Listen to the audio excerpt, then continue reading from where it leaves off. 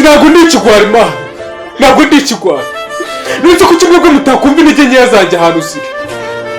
Njye nabuze imbaraga zo kujya ku kiri ngo ndebe mujya gushyingura mama mwiri. Njye bamurenzeho itaka neza. Wese si mutoya ko yabajije kujyayo.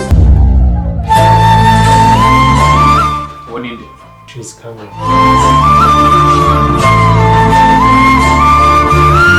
Urashaka kumbwira ko ibyo Chris yavugaga byari byo, ibyo wari kudusobanura byose byari ibinyoma? Niba mwarambabariye mureke tubane hagati yacu. Umugabo wanjye ni mu mwihorere sikigarewe. Ako ngiye nari imfunze pe, ndabyemera nakabaye narumviye mama. Hanyuma se niba wari ufungiranye wageze hano gute? Ntabwo uri kumva ko ibintu byose no kuvuga byose ari ibinyoma. Bakihangana sije. Yaro bashaka kuba Kristo bambabarira. Ndaza kukwitambika mu gihe cyose udashaka kubabarira umuvandimwe wawe. Je twarakwibagiwe. Gusohoka muri uriya muryango sinzongere kukubona. None subura bigenza gute? Kuzi ko ibintu byose ababwira ari ikinyama twahimbye.